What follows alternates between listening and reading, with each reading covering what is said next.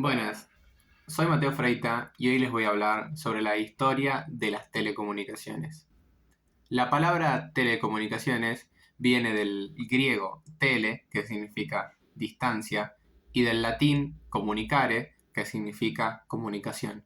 Así que por ende, debido a esa definición, podríamos decir que la palabra telecomunicaciones significa comunicación a distancia.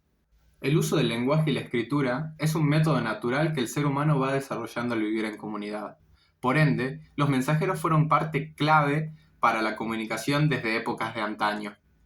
Aunque el lenguaje y la escritura no fueron las únicas formas de comunicarse, sino también hay registros de que comunidades enteras utilizaban gritos o silbidos, señales acústicas como tambores, cuernos, campanas, trompetas, o señales visuales como hogueras, señales de humo y banderas. Con el pasar del tiempo, las tecnologías comunicacionales empezaron a ganar muchísimo terreno, como por ejemplo el famosísimo telégrafo. Ya habiendo puestas las bases de lo que fue y son las telecomunicaciones para la historia de la humanidad, voy a proseguir con una línea del tiempo basada en los sucesos más importantes de estas mismas. Empezando por el científico Alessandro Volta, quien fue el creador de la primera batería. En el año de 1837, William Fothergill Cooke y Charles Wheatstone forjaron la primera patente del telégrafo eléctrico. En el año de 1839, en Inglaterra, fue creada la primera línea de telegrafía del mundo. Después, en el año 1852, Electric Telegraph Company creó ni más ni menos que 6.500 kilómetros de líneas telegráficas por toda Inglaterra. Un hecho sumamente importante ocurrió gracias a Samuel Morse y Alfred Vail, los cuales diseñaron un sistema mediante electroimanes y pulsos, llamado posteriormente el famoso código Morse. Y para finalizar este primer bloque de la línea del tiempo sobre la historia de las telecomunicaciones, en el año 1913, alrededor de todo el mundo fueron establecidos 7 millones de kilómetros de líneas telegráficas y fueron enviados 500.000 millones de telegramas por día. Una total locura, que bueno, básicamente indica la importancia del telégrafo para esas épocas. Siguiendo por el año de 1866, donde Great Eastern hizo el trazado exitoso del primer cable submarino transatlántico de la historia. Posteriormente, en el año de 1871, Antonio Meucci inventó el primer teléfono. Seguido a eso, en 1876, Alexander Graham Bell registró la primera patente del teléfono, lo cual generó muchos problemas entre él y Meucci, debido a que no se sabía quién era en realidad el creador del teléfono. Posteriormente, Alexander Graham Bell ganaría el juicio y se quedaría con toda la legitimidad del producto. Tivadar Puskás diseñó la primera central telefónica, la cual fue muy esencial para el uso de la llamada. Mientras surgía un nuevo invento llamado teléfono que pretendía ser revolucionario para la historia de las telecomunicaciones, en el año de 1901 la red telegráfica fue consolidada por casi todo el mundo. En el mismo año, Georges Méliès en Francia hacía debut con las primeras historias cinematográficas, los cuales daban indicios a una nueva tecnología llamada televisión. Y por último, y no menos importante, en el mismo año de 1901, Guillermo Marconi crearía la primera radiocomunicación transatlántica exitosa, más que nada basándose en los principios de la ionosfera. ¿Qué es la ionosfera?, se preguntarán. Bueno, la ionosfera tiene la facultad de reflejar las ondas electromagnéticas, lo cual en esa época ya se sabía que las ondas electromagnéticas se podían reflejar, refractar, polarizar, bifractar e interferirse. Siguiendo con esta línea de sucesos históricos, en el año de 1918 Edwin Armstrong inventaría el superheterodino.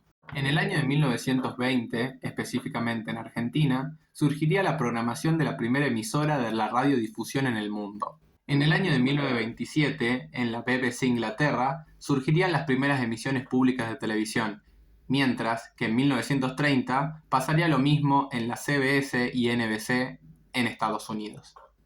Desde este punto, las tecnologías inalámbricas invaden el planeta, haciendo uso indiscriminado del espectro radioeléctrico. Por eso, en 1947, 48 y 49 se firman convenios internacionales con el fin de estandarizar la radiodifusión. Siguiendo con este hermoso viaje por la historia de las telecomunicaciones, en el año de 1936, Alan Turing crearía la máquina de Turing, la cual trabajaba con algoritmos programables. Lee de Forest crea la válvula de vacío. Retrocediendo un poco en el tiempo, en el año de 1925, Julius Edgar Lilienfeld patenta el primer transistor. Como el uso del transistor de Lilienfeld no era tan factible, exactamente 22 años después, Laboratorios Bell se encargaría de la invención del primer transistor bipolar.